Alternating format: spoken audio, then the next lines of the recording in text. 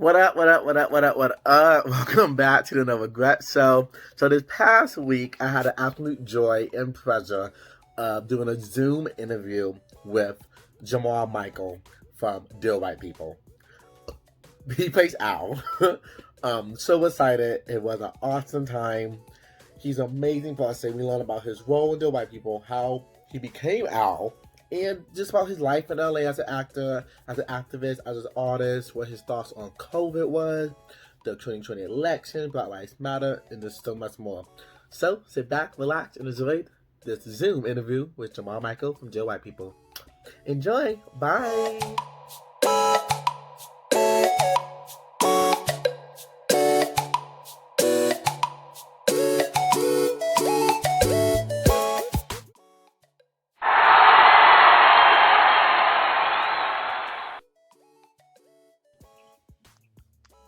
You see me? Yes. You see me? Hi. Hi. How are you? Novice. Like famous. Huh? Like famous. I guess. I guess that's what they're saying. No, yeah. I sat in front of my art. Well, that's not mine, but that's mine. That's dope. Thank you. Tried to set up in between some art, I guess. Hold on.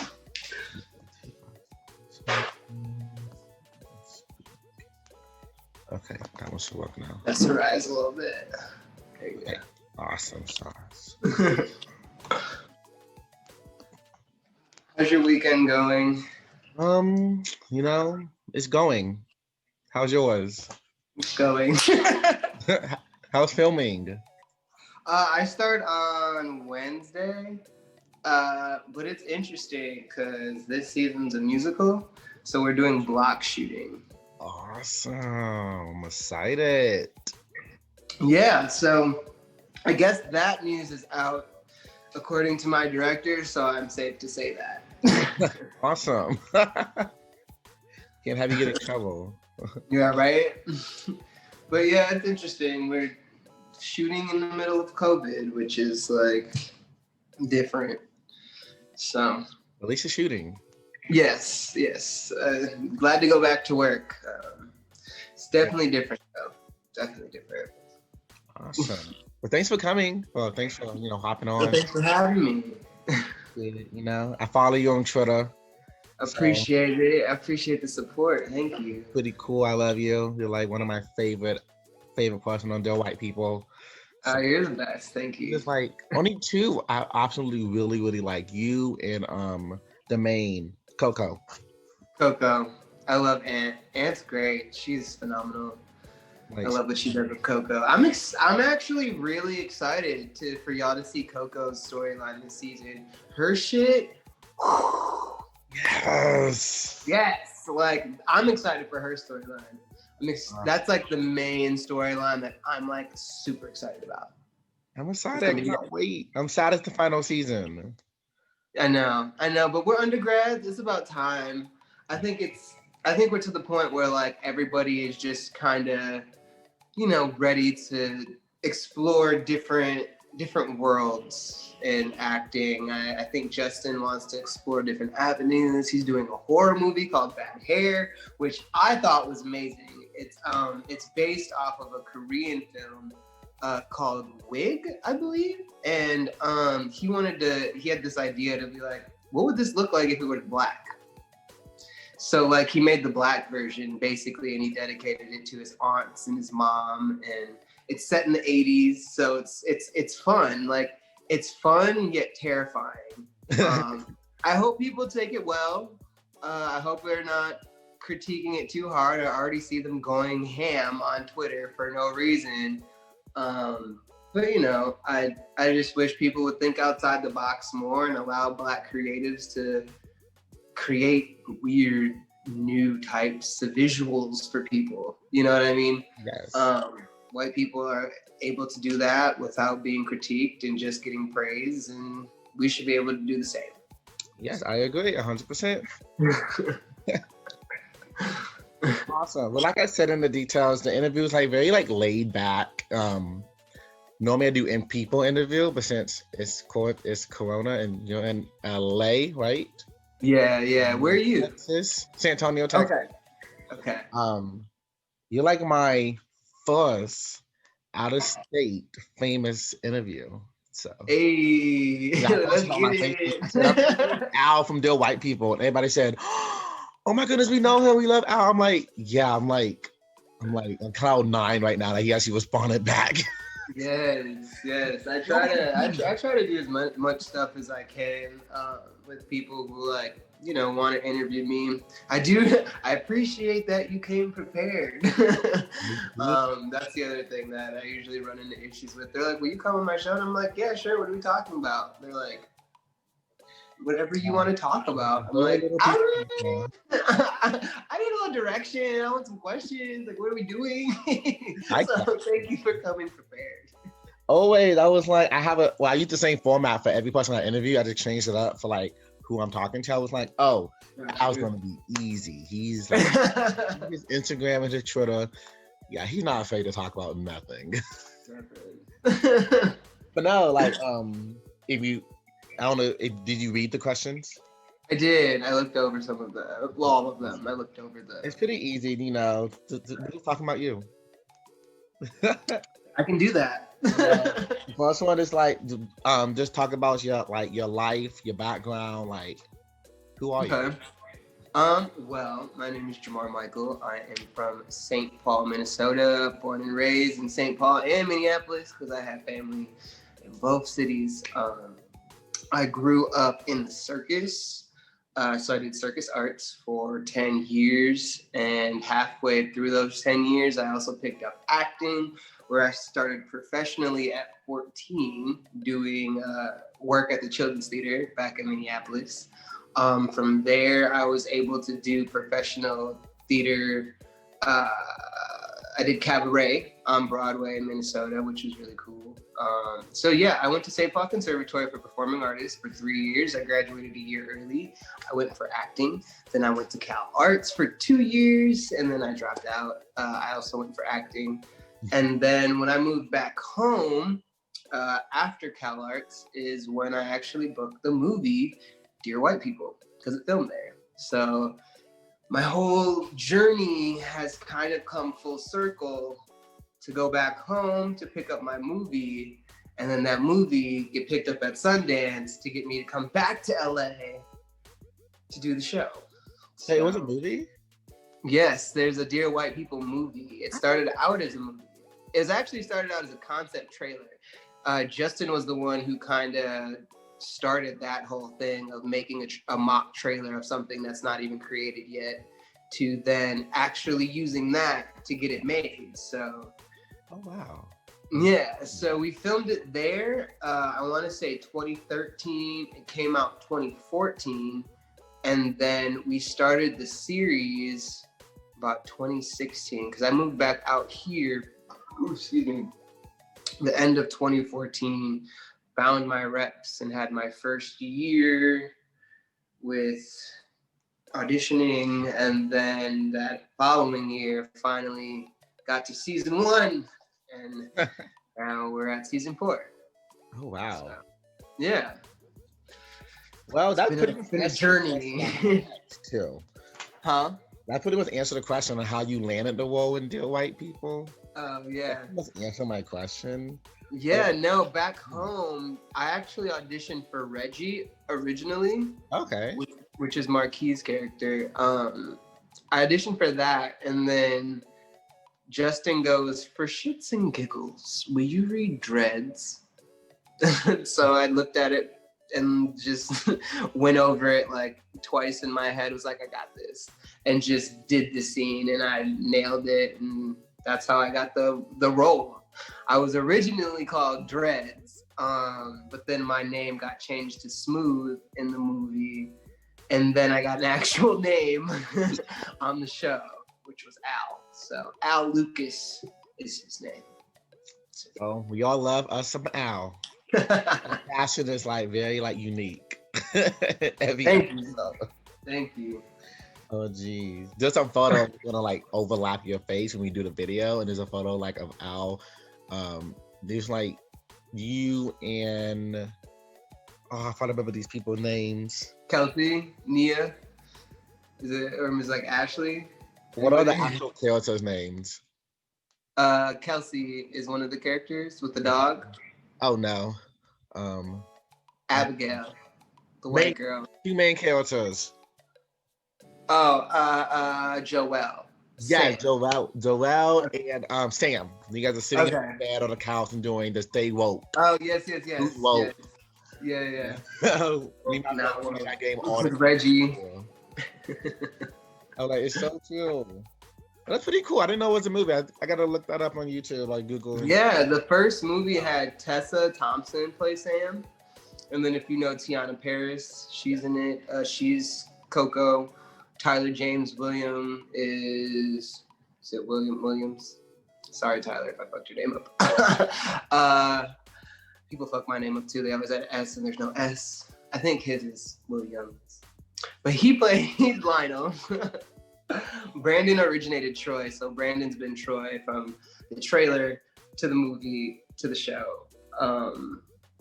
And then Courtney, who plays Brooke, has been part of the trailer in the movie and the show. Ashley was part of the movie, who plays Joelle.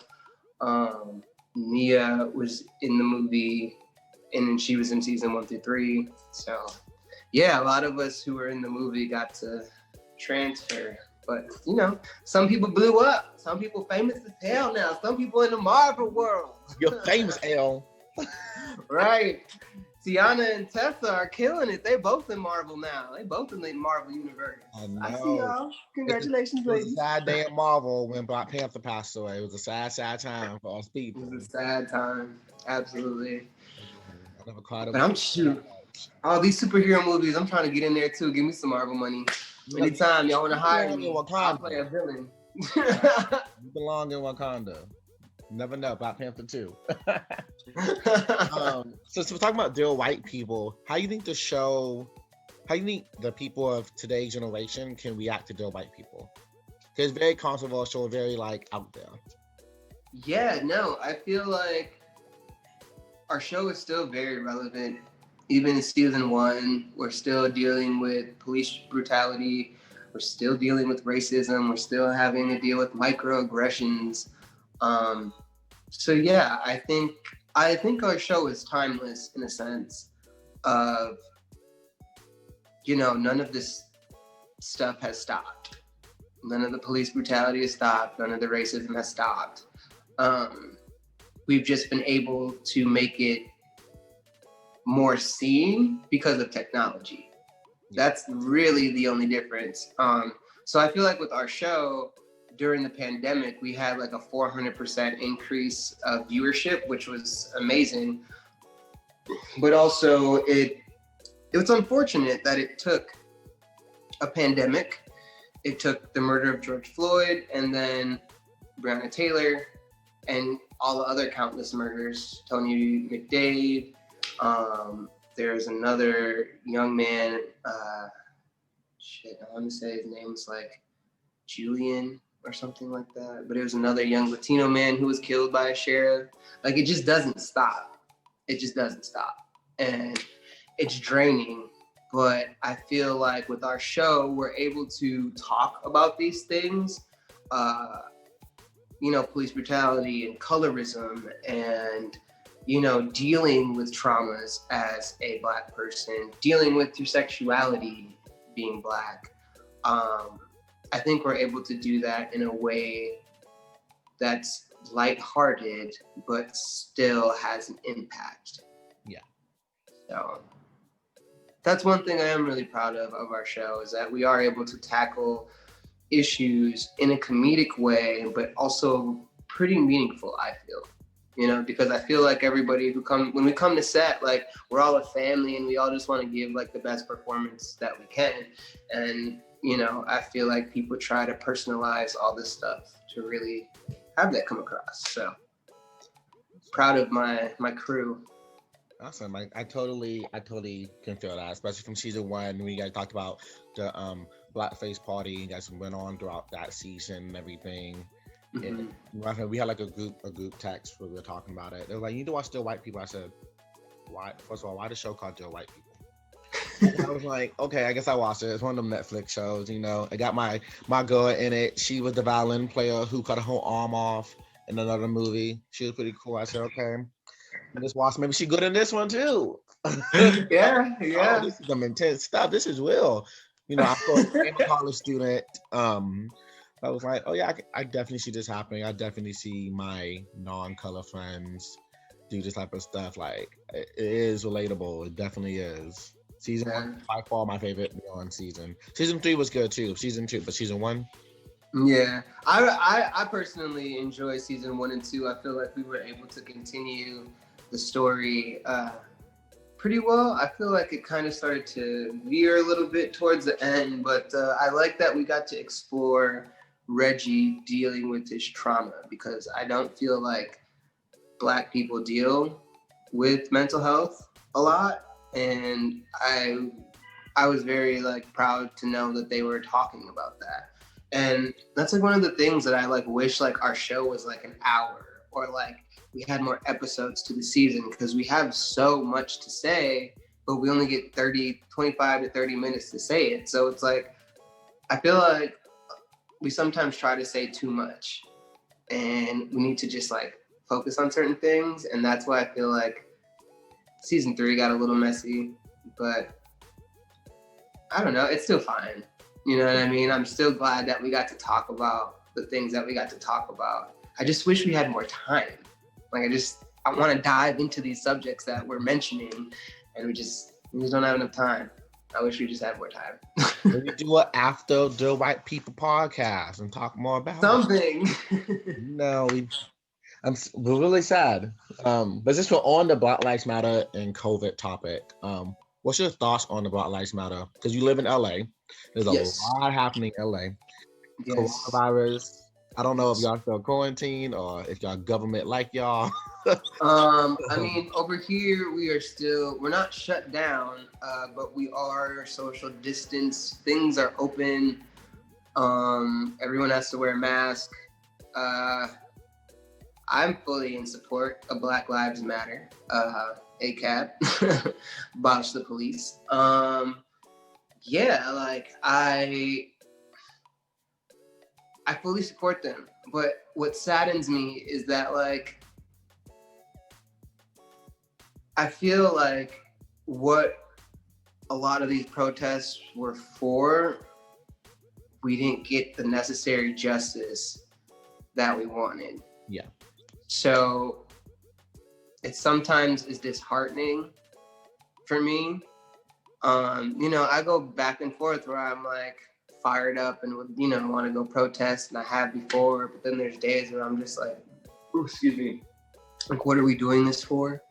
Or instead of being like, let's just go vote. But then it's just like, I don't know. Like I struggle with it. I'm not gonna lie. Like I struggle with being Black in America, and it's not even me so much, because I know I have light skin privilege. So it's more so I think about like my cousins, I think about my dad, I think about my friends, and I'm like a natural worrier, like my mom. So like it's just hard, because you want to see change, you want to fight for change, and to see the government just consistently let you down and allow white supremacist terrorists run amok and help police and allow them to kill people, and then they vilify Black people in the media. Like, this pandemic has really just shown me how evil the world is, especially people in media, in the news, and in government. Yep. So that's been really eye-opening for me, is that you can't trust the government at all. We need to abolish the police. We need to start from scratch. We need to imagine something new. We need to have some sort of a security system that wasn't started as slave patrol. We need to have a security system that isn't infiltrated by white supremacists and Proud Boys. So, it's a scary time. I'm not gonna lie. Like it's hard because like I think of my family members who, you know, are struggling. I mean, I don't come from money. So like I've really worked hard to get to where I am by myself because like like I said, I didn't come from money. Like I've had to literally work for everything I've had since I was 14. Like I've had a job. I had to pay for all my own shit. So like I understand where everybody's at and struggling and being unemployed and not having enough money to pay their bills. And like people who have money, seeing how evil they are, it like makes me mad, and it just like breaks my heart to see just how selfish people are in this country. Also because of the simple fact of when we were protesting for Black Lives Matter, you had counter protests for haircuts. Excuse me? A haircut? Something you can do at home? Like, it's just bothersome, just like how this piece of shit in office has just emboldened everybody to act a whole hateful ass. And I'm tired of it. I wish I could say I had some hope in humanity, but after this year so far, my hope is low. Yes. So I don't know. I just try to live my life day to day, make sure my family's good, make sure my friends are good, make sure that I'm registered to vote, make sure that I'm paying attention to the small elections, making sure that like I'm doing my part, donating where I can to people who need help. You know, and after I'm done filming, I'll hopefully have a means of conveyance and can do a little bit more, you know, because right now I don't have a car. So it's hard for me to get around. But like, you know, I'm finally going to be paid decently. So I might be able to get a car. So we'll see. We'll put But, both sides. yeah, it's hard. It's hard watching the news every day, dealing with lies and bullshit when you can't even have the news do their job. So it's disheartening. We're in a very disheartening time. I'm not gonna say I'm happy or proud because I'm not. Like I'm concerned, I'm disheartened, I'm worried. You know, like people crack jokes all day on Twitter and that's great, but like, are we going to vote him out? Is he going to go? Like we voted, Hillary won the popular vote, but you see who we got in office. So like, is that gonna happen again? Like we need to abolish the electoral college as well. There's no point in people to be voting if they're the ones who are gonna choose. What's the point? It's a waste of everybody's time. It should be the people's vote who gets to vote who's in office. And that's not what happened last time. And I believe that they're gonna do everything that they can to do this again. So I'm not excited. Not excited for this election. Neither candidate really tickles my fancy. One is better than the other. But I just gotta do my part. We're in very, very dark times, I feel. Well, awesome. You just answer my other question too. Well, look at you. Answering all my questions about me. Homework. Yeah, like, yeah. Oh yeah, there's only like one question left. And this Shit. simple. You know, you just answer pretty simple. It's like, how was it living in LA as an actor, activist, an artist? Because you do some dope art. Thank you. Living out here as an actor and like an artist, there's nowhere else I'd be. So I'm living the dream, you know. Getting to be where I want to be as that actor and artist is gonna take time. And you know, I'm patient. I'm hardworking at it. We have auditioned hundreds of auditions at this point, but I'm doing my 4th season of the show, so it's not all null and void. As an artist, I've done a couple showcases. I did what is it, raw artists. I did that showcase, and then I did another one that was chocolate and art or something like that. I don't remember. But it's been cool. I haven't sold any pieces yet. I made smaller things like coasters, and I did sell a bunch of those, but I haven't like sold an art piece just yet. I'm finding that the two showcases that I did wasn't really promoted in terms of finding buyers. It was more so in terms of getting artists to fill up spots and just show their art, and then they invite their friends. So it's like your friends, unless you're rich, don't have the money to buy your art. So it was one of those situations where it's not really curated to have buyers, kind of like how Freeze is. There's an art show called, I'm pretty sure it's Freeze, and that's at like Paramount Studios, and that's like, I guess, blue check artists or blue chip artists or something like that. People who are notarized, basically. People who are known get to show their art there. How you become that, I don't know. I think you have to have like a sponsor or like a gallery shows your shit, and then it goes from there. I really don't know how that works. I'm still very new to all of it. But I have made some artist friends. There's guys named Daniel Cohen. He goes by This Is Addictive. I made friends with him. Like, he's super dope. I really like his stuff. All of his stuff is usually like drug related, but it's really cool. Like, he has a periodic table of drugs, and it's pretty dope. And he has like these huge, I want to say like 12 by 12 boxes, and they look like periodic tables with like little vials of whatever the drug is.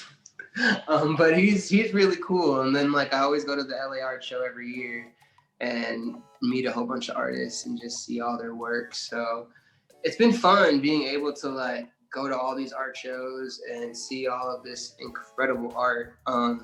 It's given me a lot more ideas and also allowed me to figure out how I want to price my stuff. Because I go to a lot of these shows and like see some of their stuff and be like, that's $5,000. I can make that. All right. If that's $5,000, I know I can get my piece for at least $2,000. You know, so that's helped me get like a little more knowledge of like how that stuff works. But yeah, I love being in LA. It's actually one of my favorite places in the world. Just for the simple fact that there's so much to do, even though sometimes it feels like there's nothing to do because you live here. But there's always so much happening. There's always so much going on. There's a lot of shit always passing through. And if you want to be an actor, this is the place to be. Everyone from New York is moving here. Chicago people are moving here. Atlanta people are moving here. I mean, Tyler Perry has his studio down there, but you know, that's only him. So, I mean, people are shooting down there and using it, but like, yeah, they're still casting from out here. So it's just easier to be here if you want to act. So, I mean, it's not too bad. I've had a pretty cool run so far. I feel like I'm just in my beginning stages still. But, you know, I feel good about my future in this game. So I'm excited to see what's going to happen after Dear White People, after this pandemic. Awesome. We can't wait to see what you do. What's the next big step for you? So it's really exciting. Yeah. I love LA. Yeah. So. Huh? I want to move to LA. I have a YouTube channel. You already know this, but I want to move to LA for YouTube. So there you go. I have there's a lot of YouTubers out here. One of my favorites, my friend actually, Terrell. Do you know who Terrell Grace is? Yeah, he actually I started my YouTube channel. I love him. I love his channel so much. much. He's literally my favorite YouTuber. His Blue Wall. He had me on his wall a couple of times. It was so much fun. I saw the video, guys. I just love him. But yeah, it's like I encourage the move. Are you from Texas?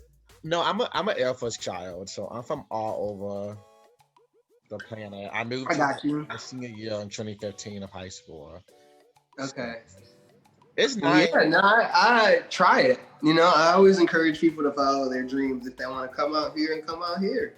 You got so much more opportunity. People are out here. They just live out here. It's easier when you're out here because people are more accessible. Yeah. You know, so. Because I'd be closer to my fake husband, Taja Carr. There you go.